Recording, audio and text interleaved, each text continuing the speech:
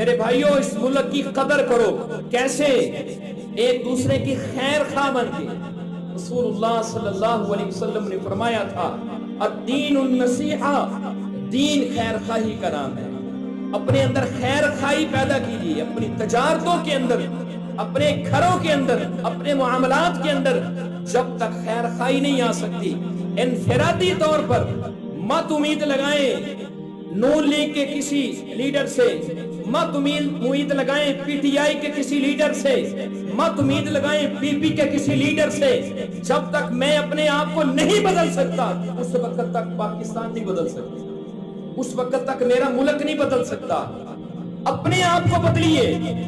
انفرادی طور پر میں اپنی ذمہ داری کتنی ادا کر رہا ہوں، پاکستان کو اوپر لے جانے کے لیے میں اپنی ذمہ داری کیا ادا کر رہا ہوں. بہترین صدقہ جاریہ حاصل کرنے کے لیے اس ویڈیو کو لائک